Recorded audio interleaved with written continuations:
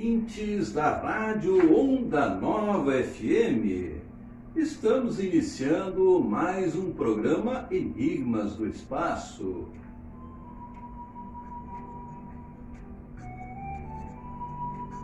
Hoje vamos falar sobre um tema palpitante e que há séculos vem sendo um grande enigma para a própria ciência. Vamos falar sobre a glândula pineal.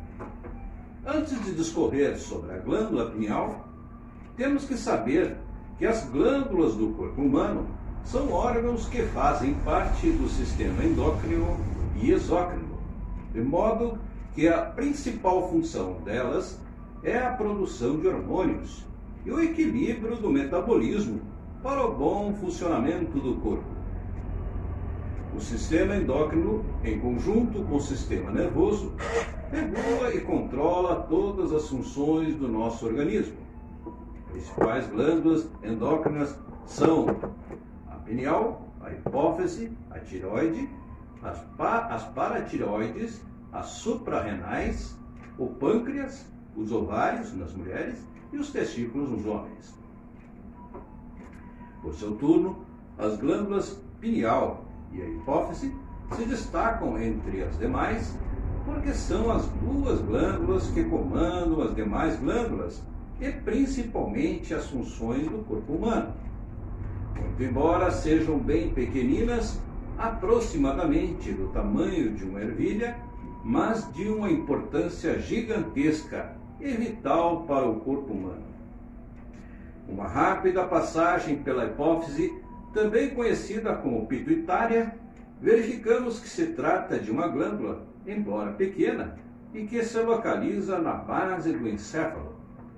E o encéfalo, por sua vez, é formado pelo cérebro, cerebelo e tronco encefálico, de onde se pode verificar sua grandiosa importância para o corpo humano, tanto que para muitos a classificam como a glândula mestra do corpo, até porque os hormônios por ela produzidos regulam o total funcionamento de outras glândulas. Em apertadíssima síntese, temos que a glândula pituitária ou hipófise não se encontram alojadas no cérebro apenas por uma questão de espaço, mas sim por uma questão de altíssima importância por vir ser em parceria e junta com a glândula pineal, uma glândula de extraordinário valor para a existência e funcionamento de todo o corpo humano. Ambas, inclusive, funcionam uma sincronia tão espetacular que para a ciência se transformou num processo complicado, a ponto da ciência médica encontrar dificuldade para explicar. Assim, amigos, se para a ciência médica já é complicado, imaginem para esse amigo de vocês, cuja formação acadêmica é de engenheiro agrônomo. Mas procurarei transmitir para os amigos o que absorvi sobre as glândulas, principalmente sobre a glândula pineal, nas leituras e estudos feitos no livro Universo em Desencanto. A primeira grande descoberta que fiz se resume a um fato extremamente curioso, posto que a glândula pituitária, também conhecida como hipófise, trabalha durante o dia, enquanto a glândula pineal, ou epífise, trabalha durante a noite, quando estamos dormindo.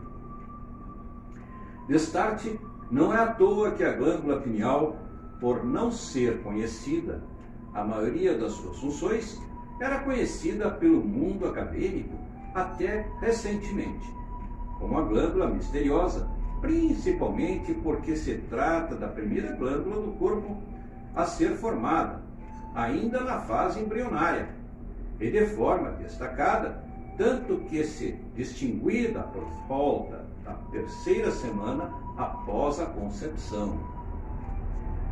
Esse mistério não é de agora, já demanda séculos, visto que por volta de 2000 anos passados, essa glândula pineal e o epífise foi cantada em prosa e verso como sendo a sede da alma. E hoje em dia, os praticantes adeptos do yoga tratam a pineal do terceiro olho, o olho que leva a ser humano ao autoconhecimento. De sorte que não é por acaso que ela se encontra localizada no meio do cérebro, na altura dos olhos, no que os técnicos chamam de istmo do mesencéfalo. E a sua formação biológica encontra-se associada à criação dos olhos humanos. Por essa razão, ela é considerada como um órgão cronobiológico, ou seja, o relógio interno, tendo em vista que ela capta radiações do Sol e da Lua e obedece aos elementos externos que regem as noções do tempo. Ora, amigos, como sabemos que o tempo veio a ser uma região do espaço, e por essa razão a dimensão espaço e tempo é a quarta dimensão, concluímos com todo o nosso amadorismo, mas sem medo de errar, que a glândula pineal, por ser uma glândula que nos dá noção de tempo, assim como os animais irracionais, ela lhe dá noção de direção e de migração, por simbolizar o campo magnético. Ela se encontra em contato direto e permanente com a quarta dimensão. Além do que, a glândula pineal é a única estrutura do corpo humano que transpõe a terceira dimensão, e por esse motivo é a única com capacidade para captar informações que se encontram bem além de nossa dimensão. O filósofo e matemático francês René Descartes, numa carta por ele descrita em 1640, já afirmava que existia no cérebro uma glândula que seria o local onde a alma se fixaria mais intensamente, fazendo com que a pineal fosse também conhecida como a pedra angular do corpo humano. Evidentemente, podemos todos percebermos que se trata de um tema muito palpitante que nos remete à conclusão de que, sendo a hipófise a glândula mestra do corpo, não podemos deixar de verificar que a pineal acaba por se transformar na mestre de nossa espiritualidade. E assim sendo necessário, se faz que uma energia que se associa à nossa espiritualidade possa por nós ser absorvida, para que faça com que a pineal se desenvolva e deixe de ser um mistério, pois ela será a condutora da migração do ser humano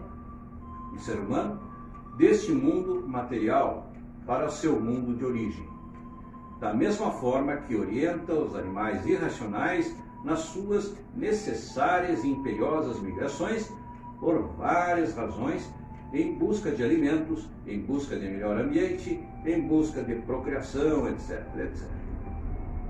Por essa razão, vou transmitir para os amigos uma publicação sobre a glândula pineal que encontrei nas redes sociais e entendi como bem explicativa sobre a glândula extraordinária, superior, o que se afigura até mesmo como encantadora. Por conseguinte, amigos, recomendo a todos que procurem estudar o livro Universo em Desencanto, pois nele encontram-se as mais profunda e incontestável revelação da forma de desenvolvimento e evolução da glândula pineal, assim como sua função transcendental e como esta evolução ocorre o objetivo final dessa evolução. Trata-se de um tema que automaticamente nos leva a nos lembrar ao cérebro humano. Nesse momento, verificamos que todos os seres humanos possuem a divina faculdade de pensar, e quem é que possui a faculdade de raciocinar? Os antigos afirmam que o cérebro vinha a ser o órgão do pensamento. E qual será o órgão do raciocínio? Se há diferença? Não vi ainda ninguém se referir e falar sobre o cérebro somente sobre o pensamento e raciocínio. O grande Aristóteles, que viveu em 384 a.C. a 322 a.C., já unia cérebro e pensamento principalmente quando afirmava que a função do cérebro, se segundo ele era adversária do coração, era de esfriar o corpo do animal pensante. Já o pai da medicina sábio, Hipócrates, que viveu no ano de 460 a.C. a 370 a.C., quando asseverava que o cérebro é a sede das sensações, o órgão dos movimentos e dos juízos, colocava presente na mesa da questão o pensamento, vez que ele são os juízos. Vê-se, pois, amigos, que o pensamento é efetivamente fruto do cérebro, e nele surge e se desenvolve e vive, mas o raciocínio, senão o sinônimo do pensamento, qual será o órgão responsável por sua existência e seu surgimento? Seria a glândula pineal? De início, não pode ser, vez que encontra-se sem função, e assim, sendo, não há como uma glândula sem função fazer viver e ser o órgão do raciocínio, faculdade diária e permanente de todo ser humano, desde quando nasce, além do que é uma glândula e não um órgão. Vejo com as vênias dos amigos que a resposta está no cérebro, mas qual será? Frise-se que ao buscar auxílio com o mestre René Descartes, que viveu do ano de 1596 a 1660, sobre especificamente a glândula pineal, verifiquei que efetivamente não, isto porque Descartes prelecionava que a alma é indivisível, está unida ao corpo por inteiro, por meio de um órgão único e fisicamente pontual, a glândula pineal. E a alma indivisível, para René Descartes e os grandes pensadores da época, é a parte que não morre e nem é dividida no ser humano. É a individualidade humana, o eterno, o indivisível, o que não morre, o que era para eles justamente o pensamento. Registre-se por oportuno que René Descartes é considerado até hoje como uma das mentes mais brilhantes que existiu. O autor, inclusive, de uma revelação extraordinária que até hoje é respeitada. Cogito ergo sum, ou seja, penso, logo existo. Por que Descartes não disse raciocínio, logo existo? E agora, amigos, o pensamento e o raciocínio são ou não a mesma coisa? Existe alguma relação diferenciada entre o cérebro e o raciocínio, como há entre o cérebro e o pensamento?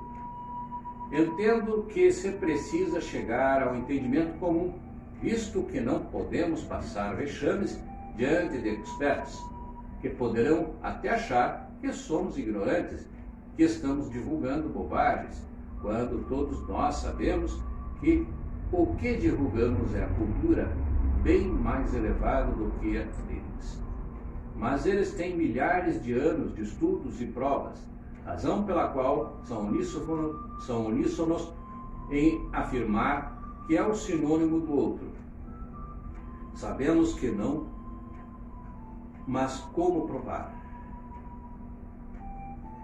Então, meus amigos, estamos encerrando mais um programa Enigmas do Espaço. Espero que tenham absorvido, entendido este tema bastante palpitante sobre a glândula pineal, e vos aguardo vossas indagações onde quer que nós nos encontremos, né? E nos canais que sempre anuncio.